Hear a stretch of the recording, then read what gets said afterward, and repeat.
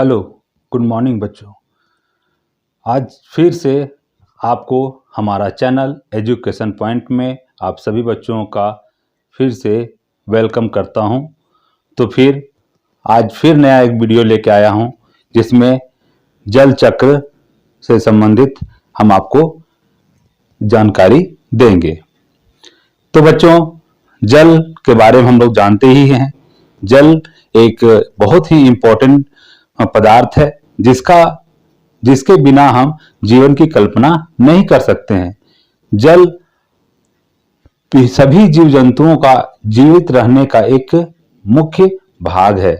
अगर जल नहीं होगा तो हम इस धरती पर जीवन की कल्पना नहीं कर सकते हैं। जल ही एक ऐसा कारक है जो विभिन्न प्रकार के जीवों की उत्पत्ति का एक कारण बनता है। जल हमारे दैनिक जीवन में अत्यंत उपयोगी कारक होता है। अगर हम लोग यह कह सकते हैं कि जल हमारा जो धरती पर है वो क्या निश्चित है या कम है या बढ़ जाता है, तो हम लोग जनरल यह जानते हैं कि जल एक हमारा वायुमंडल में एक सभी कारकों के जैसा जल भी एक पदार्थ है जो हमारा वायुमंडल में विभिन्न प्रकार से चक्र पूरा करके यह पुनः अपना औसत को बनाए रखता है। फिर हमारे पास एक क्वेश्चन आता है कि तो फिर हर प्रत्येक वर्ष कभी गर्मी में पानी की कमी हो जाती है तो पानी से बाढ़ आ जाता है, ऐसा क्यों होता है सर? तो हम लोग यह जान लेते हैं कि पानी हमारी धरती पर एक निश्चित औसत में उपलब्ध होता है।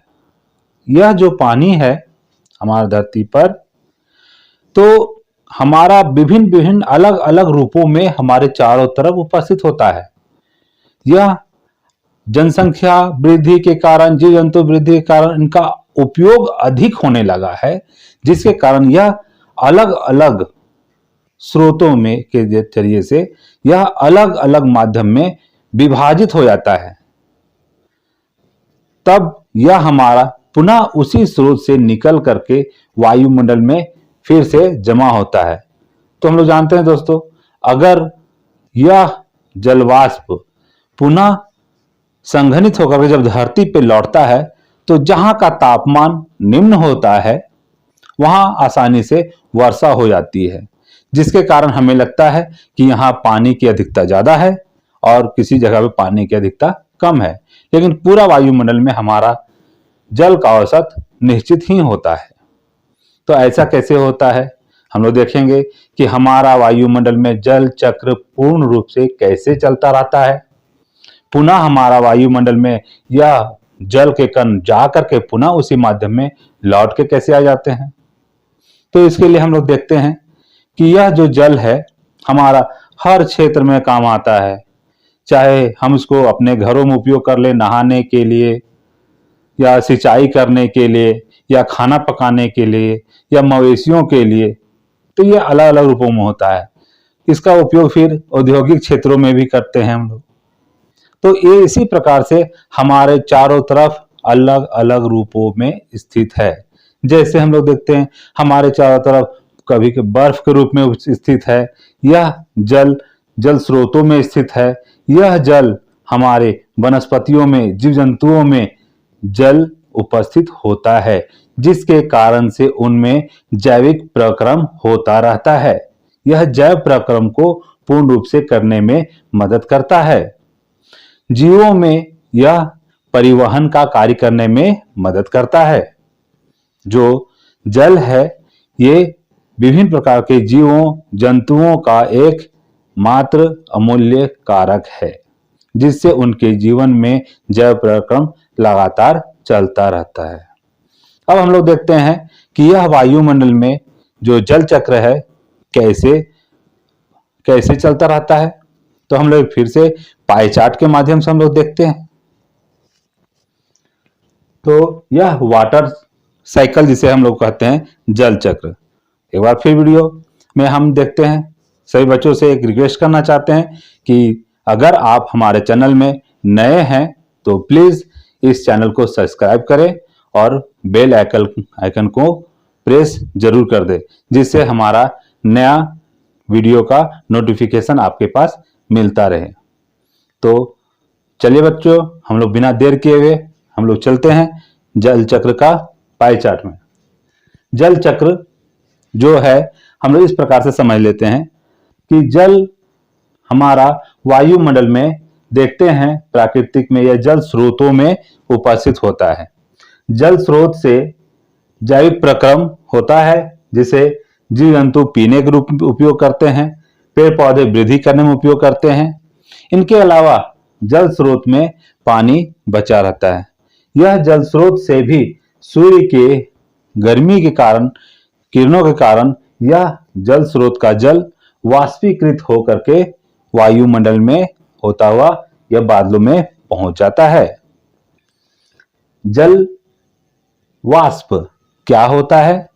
जब जल गर्म होता है तो अपने साथ साथ वायु के साथ साथ छोटे छोटे कण वायु में परिवर्तित होकर के यह बादलों की ओर जाने लगता है और आसमान में जाकर के बादल का निर्माण कर लेता है, जिसमें जलवाष्प की उपस्थिति होती है। यह जलवाष्प अलग अलग स्रोतों से भी निकलता है। जैसे हम लोग कहते हैं कि जीव जंतुओं से, कृषि से और भी अनेक कारक हैं, जैसे पेड़ पौधों से, मनुष्यों के क्रियाकलापों से, जीव जंतुओं के क्रियाकलापों से, ये विभिन्न क्षेत्रों से जलवाष्प वाष्पित होकर के यह हमारा वायुमंडल में इकट्ठा होते चला जाता है और यह जल हमारा बादल का निर्माण करके जैसे ही संघनित होता है, हम लोग देख रहे हैं कि जल वाष्पित होकर के बादलों में निर्मित होता है और यह जल वाष्प संघनित होता है। तो संघनन किसे कहते हैं? संघनन वह प्रक्रम होता है जब गर्म जलवाष्प ठंडा होकर के पुनः जल के बूंदों में रूपांतरित हो जाती है, तो वह प्रक्रम संघनन कहलाता है, जिसे हम लोग अंग्रेजी में कंडेंसेशन भी कहते हैं। हम लोग देखते हैं कि यह जो बादलों का निर्माण में जो जलवाष्प बादल का निर्माण किए हैं, यह जलवाष्प संघनित होकर के जल के बूंदों में रूपांतरित हो जाता है और पुनः यह वर्षा के रूप में धरती पर गिर जाता है और जिससे हम लोग कहते हैं वर्षा। और यह वर्षा का जल पुनः धरती से होता हुआ समुद्रों में पहुंच जाता है। तो इस प्रकार से हमारा पूर्ण चक्र जल का कंप्लीट होता है। इस प्रकार के पूर्ण चक्र को हम लोग जल चक्र कहते हैं। तो यह हम लोग एक सारांश में देख लेते हैं कि जल चक्र में क्या होता है। जल स्रोतों से जल वाष्प बन करके ऊपर की ओर जाता है और यह जैविक प्रक्रमों से भी जल हमारा पर्यावरण से होता हुआ वायुमंडल में पहुंचता है। वायुमंडल में पहुंच करके यह बादलों का निर्माण करता है और बादलों का ठंडा होने के कारण यह पुनः जल के बूंदों में रूपांतरित हो जाता है और यह धरती पे लौट आता है। तो देखिए बच्चों, यह जल चक्र कितना आसान है और यह जल चक्र जो हमारा जीवन का एक अमूल्य भाग है, जिससे हमारा जैविक प्रक्रम चलता रहता है, जिससे हमारा धरती पर जीवन बना रहता है। तो हम लोग जल चक्र का एक पूर्ण साइकिल देख लिए हैं।